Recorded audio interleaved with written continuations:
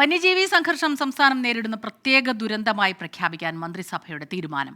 പ്രതിരോധ നടപടികളിൽ വനംവകുപ്പിനൊപ്പം സംസ്ഥാന ദുരന്ത നിവാരണ അതോറിറ്റിയും ഭാഗമാകും. വിവിധ തലങ്ങളിലായി 4 സമിതികൾ രൂപീകരിക്കും. മുഖ്യമന്ത്രി അധ്യക്ഷനായാണ് സംസ്ഥാനതല സമിതി. നഷ്ടപരിഹാര തുക വേഗത്തിൽ നൽകാൻ വനം മേധാവിക്ക് ചുമതല നൽകും. ഇതിനുള്ള ചെലവിനെ ട്രഷറി നിയന്ത്രണത്തിൽ നിന്ന് ഒഴിവാക്കാനും തീരുമാനമായി. വന്യജീവി സംഘർഷം നേരിടാൻ കിഫ്ബിയിൽ നിന്ന് 110 കോടി രൂപ കൂടി അനുവദിച്ചു.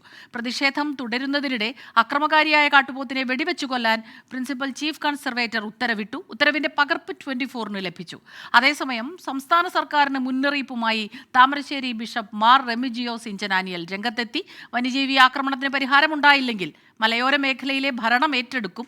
ഇനി മൃഗങ്ങൾ നാട്ടിലിറങ്ങിയാൽ ഞങ്ങൾ തന്നെ വെടിവെക്കും. ഉറപ്പുകൾ പാലിക്കുന്നതുവരെ കക്കയം ഫോറസ്റ്റ് ഓഫീസിന് മുന്നിൽ ഉപവാസ സമരം തുടരും. ധൈര്യമുണ്ടെങ്കിൽ കേസെടുക്കാനും ബിഷപ്പിന്റെ വെല്ലുവിളി. നമ്മുടെ കൃഷിയിടങ്ങൾ സംരക്ഷിക്കാൻ ഒരു സർക്കാർ നമ്മൾ ആവശ്യമില്ല, ഞങ്ങൾ തന്നെ സംരക്ഷിച്ചുകൊള്ളാം. ഞങ്ങളുടെ കൃഷിയിടങ്ങളിലേക്ക് കടന്നു വരുന്ന മൃഗങ്ങളെ കൈകാര്യം ചെയ്യുവാനുള്ള അനുവാദം മാത്രം ഞങ്ങൾക്ക് തന്നാൽ മതി. അത് ഞങ്ങൾ ഇവിടെ ചെയ്തുകൊള്ളാം. ഇതാണ് സർക്കാരിനോട് ഞങ്ങൾക്ക് ആവശ്യപ്പെടാനുള്ളത്. സർക്കാർ ഞങ്ങൾക്കത് നൽകിയില്ലെങ്കിൽ ഒരു ദിവസം പ്രഖ്യാപിച്ച് ഞങ്ങൾ തീർച്ചയായിട്ടും ഞങ്ങളുടെ പ്രദേശങ്ങളിൽ ഇറങ്ങി ഞങ്ങൾ വെടിവെച്ച് കൊല്ലുക തന്നെ ചെയ്യും. ഞങ്ങൾ അവരെ കൈകാര്യം ചെയ്യും. ഒരു ഫോറസ്റ്റ് ഉദ്യോഗസ്ഥനും കടന്നു വരാൻ ഈ പ്രദേശത്ത് നിന്ന് ഒരടി കടക്കാൻ ഞങ്ങൾ അനുവദിക്കുകയില്ല എന്ന് തന്നെ ഉറക്കെ പ്രഖ്യാപിക്കുകയാണ്. രാഹുൽ സുരേഷും ഷഫീദ് റാവുത്തറും ചേരുന്നുണ്ട് വിവരങ്ങളുമായി. ആദ്യം രാഹുൽ സുരേഷിലേക്കാണ്. രാഹുൽ, ഇപ്പോൾ വലിയ പ്രതിഷേധം നടക്കുന്നു. ഇപ്പോൾ ബിഷപ്പ് തന്നെ കൃത്യമായി അവരുടെ നിലപാട് പ്രഖ്യാപിച്ചിരിക്കുന്നു. ഇതിങ്ങനെ തുടർന്നു പോയാൽ വന്യമൃഗങ്ങളെ ആ പ്രദേശത്തുള്ളവർ തന്നെ വെടിവെച്ചു കൊല്ലും. അതോടൊപ്പം തന്നെ അദ്ദേഹം പറയുന്നു, ഇതിങ്ങനെ പോവുകയാണെങ്കിൽ ആ പ്രദേശത്തിൻ്റെ ഭരണം അത് ഏറ്റെടുക്കുകയും ചെയ്യും. അതിനുള്ള സംവിധാനവും ശക്തിയും ഒക്കെ ഉണ്ട് എന്നുള്ള രീതിയിൽ അദ്ദേഹം ഒരു മുന്നറിയിപ്പും നൽകുന്നു.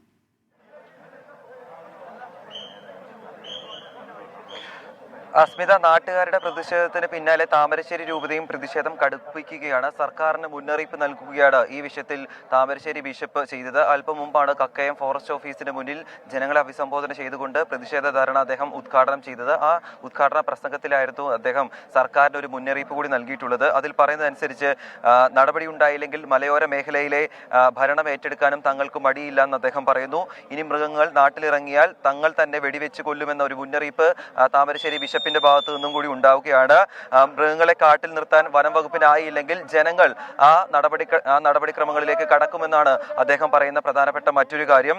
അതിനുള്ള സംവിധാനം ജനങ്ങൾക്കുണ്ട്, താമരശ്ശേരി രൂപതയ്ക്കുണ്ടെന്ന് അദ്ദേഹം പറയുന്നു. അതോടൊപ്പം മുഖ്യമന്ത്രിയും വനം വകുപ്പിനും ജനങ്ങളുടെ പ്രശ്നങ്ങൾ എന്താണെന്ന് മനസ്സിലാക്കാൻ ഇതുവരെ കഴിഞ്ഞിട്ടില്ല. അങ്ങനെ മനസ്സിലാക്കാൻ കഴിഞ്ഞിട്ടുണ്ടെങ്കിൽ നിയമനിർമ്മാണം സർക്കാരിന്റെ ഭാഗത്തു നിന്നും ഉണ്ടായേനെ എന്നൊരു കാര്യം കൂടിയാണ് താമരശ്ശേരി ബിഷപ്പിന്റെ ഭാഗത്തു നിന്നും ഉണ്ടായത്. ഈ സമരവുമായി ബന്ധപ്പെട്ട് പോലീസ് കേസെടുക്കാൻ കൂടി വെല്ലുവിളിക്കുകയാണ് അദ്ദേഹത്തിന്റെ ഭാഗത്തു നിന്നും. ഇപ്പോഴും നിലവിലൂടെ പ്രതിഷേധം തുടരുകയാണ്. ദൃശ്യങ്ങളിൽ കാണുന്ന പോലെ തന്നെ ജനങ്ങൾ ഇപ്പോഴും ഫോറസ്റ്റ് ഓഫീസിന് മുന്നിൽ തുടരുകയാണ്. ഈ പ്രതിഷേധങ്ങളിൽ നിന്നും പിന്നോട്ടില്ല എന്നാണ് അവർ പറയുന്നത്.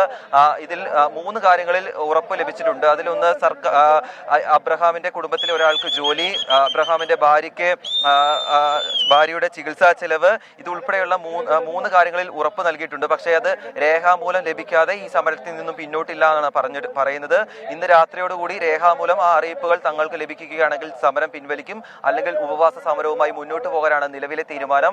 അങ്ങനെ വരികയാണെങ്കിൽ നാളെ ആയിരിക്കും നിലവിൽ പോസ്റ്റ്മോർട്ടം നടപടികൾ ഉൾപ്പെടെ നടക്കാൻ പോകുന്നത്. നിലവിൽ അബ്രഹാമിന്റെ മൃതദേഹം കോഴിക്കോട് മെഡിക്കൽ കോളേജിലാണ് ഉള്ളത്.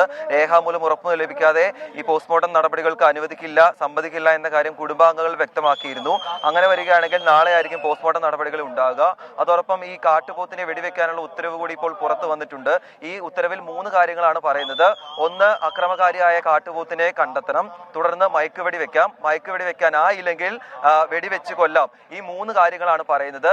അതിൽ ഒരു അവ്യക്തത നിലനിൽക്കുകയാണ്. കാരണം ഒന്നിലധികം കാട്ടുപോത്തുകൾ ഈ പ്രദേശത്ത് ഇറങ്ങിയിട്ടുണ്ടെന്ന് ആളുകൾ തന്നെ പറയുന്നുണ്ട്. അങ്ങനെയാണെങ്കിൽ അക്രമകാരിയായ കാട്ടുപോത്തിനെ വനം വകുപ്പ് എങ്ങനെ കണ്ടെത്തുമെന്ന ചോദ്യം ആളുകളുടെ ഭാഗത്തു നിന്നും ഉയരുന്നുണ്ട്.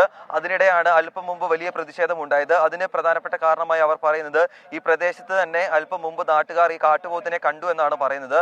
അതിന് പിന്നാലെയാണ് ഈ ഫോറസ്റ്റ് ഓഫീസിനുള്ളിലേക്ക് ഇരച്ചു കയറാനായി ആളുകളുടെ ഒരു ശ്രമം നടന്നത്. അത് പോലീസ് തടയുകയായിരുന്നു. ഇതിന് പിന്നാലെയാണ് പോലീസും ജനങ്ങൾ തമ്മിൽ നേരിയ വാക്കേറ്റവും ഉന്തും തള്ളും ഉണ്ടായത്. നിലവിൽ ആളുകൾ ഇവിടെ നിൽക്കുന്നുണ്ടെങ്കിൽ കൂടി പ്രതിഷേധം അത് നേരിയ തോതിൽ അവസാനിച്ചിട്ടുണ്ട്. ഈ ഉത്തരവ് ഇറങ്ങുമെന്ന പ്രതീക്ഷയിൽ തന്നെയാണ് ഇപ്പോഴും നാട്ടുകാരും അതോടൊപ്പം തന്നെ എബ്രഹാമിന്റെ കുടുംബവും ഉള്ളത്. സ്മിത.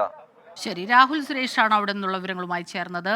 ഒപ്പം ഷഫീദ് റാവുത്തർ ചേരുന്നുണ്ട്. ഷഫീദ്, ഇപ്പോൾ ഈ പ്രതിഷേധങ്ങളൊക്കെ നമ്മളിങ്ങനെ കണ്ടുകൊണ്ടേയിരിക്കുകയാണ്. അതിനിടയിൽ തന്നെയാണ് അടിയന്തരമായി ഇങ്ങനെ ഒരു സമിതി, ഈ വന്യജീവി സംഘർഷം, അക്രമങ്ങൾ, അത് പ്രത്യേക ഒരു ദുരന്തമായി തന്നെ, സംസ്ഥാന ദുരന്തമായി തന്നെ പ്രഖ്യാപിക്കുന്നു. അതിനുവേണ്ടി പ്രത്യേക സമിതി രൂപീകരണം വരുന്നു. വളരെ ആശാവഹമായ ഒരു തീരുമാനമാണ് എന്നുള്ള രീതിയിൽ തന്നെ പ്രതികരണങ്ങൾ വരുന്നുണ്ട്. പക്ഷെ അപ്പോഴും ഈ പ്രശ്നങ്ങൾ ഒരു ഭാഗത്ത് തുടർന്നുകൊണ്ടേയിരിക്കുന്നു, പ്രതിഷേധങ്ങളും. സ്മിത സൂചിപ്പിച്ചതുപോലെ തന്നെ സംസ്ഥാനത്ത് കഴിഞ്ഞ 1.5 മാസത്തിനിടെ മനുഷ്യ വന്യജീവി സംഘർഷങ്ങളിൽ പൊലിഞ്ഞവരുടെ എണ്ണം അല്ലെങ്കിൽ ജീവൻ നഷ്ടമായവരുടെ എണ്ണം അത് ഞെട്ടിക്കുന്നതാണ്.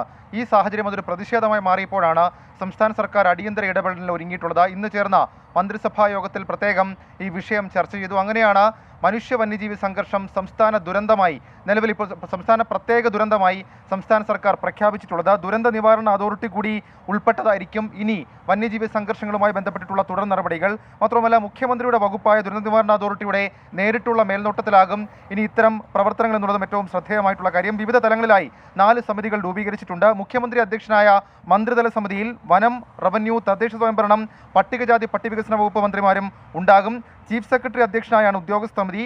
ജില്ലാ സമിതിയിൽ ജില്ലാ ചുമതലയുള്ള മന്ത്രിയും ജില്ലാ കളക്ടറും ജില്ലാ മെഡിക്കൽ ഓഫീസറും DFO അടക്കമുള്ള ആളുകളും ഉണ്ടാകും എന്നുള്ളതും ഏറ്റവും പ്രധാനപ്പെട്ട കാര്യം. കൂടാതെ മറ്റു ചില തീരുമാനങ്ങൾ കൂടി ഇന്നത്തെ മന്ത്രിസഭാ യോഗത്തിൽ ഈ മനുഷ്യ വന്യജീവി സംഘർഷങ്ങളുമായി ബന്ധപ്പെട്ട് എടുത്തിട്ടുണ്ട്. ചീഫ് വൈൽഡ് ലൈഫ് വാർഡനെ മനുഷ്യ വന്യജീവി സംഘർഷങ്ങൾ കൈകാര്യം ചെയ്യുന്നതിനുള്ള സ്പെഷ്യൽ നോഡൽ ഓഫീസറായി നിയമിച്ചു.